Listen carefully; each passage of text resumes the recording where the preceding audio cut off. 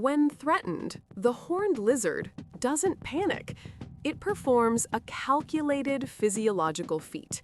It intentionally constricts the muscles that allow blood to flow out of its head, while its heart continues to pump blood in. The pressure inside its cranial blood vessels skyrockets. Specifically, the delicate capillaries within two pockets behind its eyes, known as ocular sinuses, begin to swell dramatically. This is not a random hemorrhage. It is a targeted event. A specific thin-walled vessel in the corner of the eye socket is designed to be the breaking point.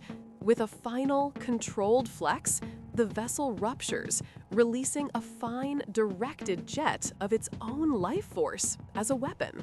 But why would mere blood be a deterrent?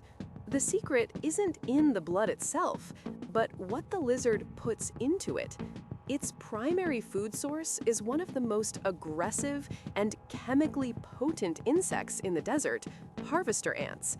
These ants, particularly from the genus Pogomyrmex, are rich in formic acid, the same compound that gives ant bites their sting.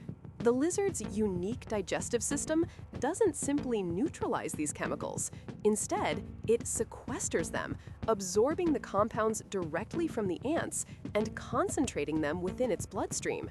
The result is that the lizard's blood becomes a foul-tasting, irritating chemical cocktail. It's not just blood, it's a bioaccumulated chemical weapon manufactured from its diet. This strange defense is remarkably specific.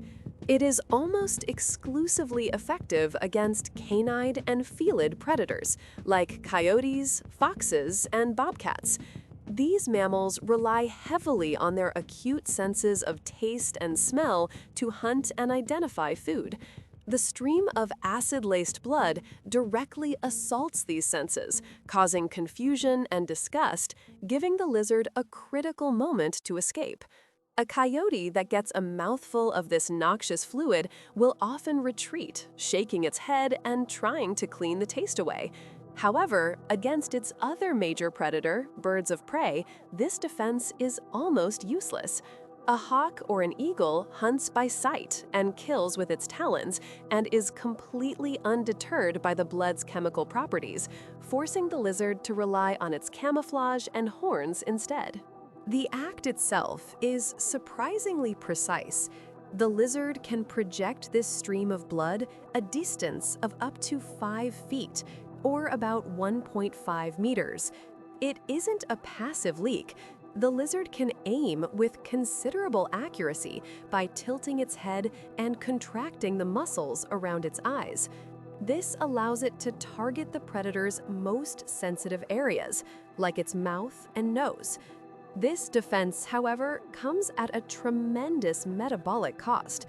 In a single event, the lizard can expel a significant portion of its total blood volume.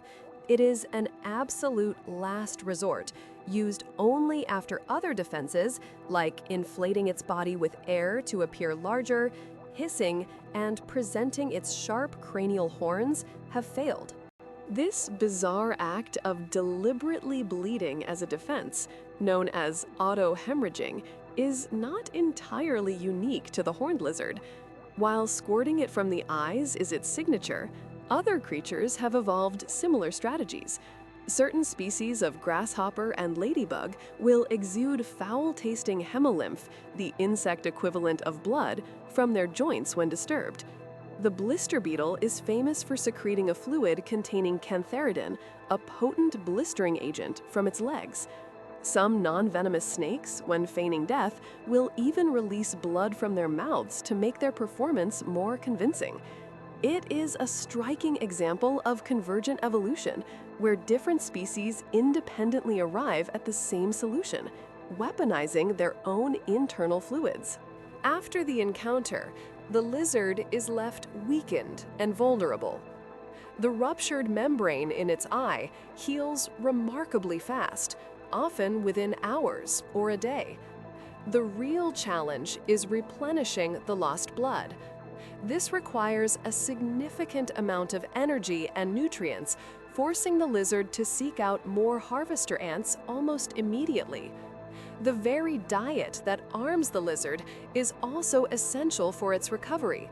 This entire mechanism is a perfect illustration of life pushed to its absolute limits, a creature that has evolved to break itself in a very specific way, turning a moment of self-injury into the ultimate act of self-preservation.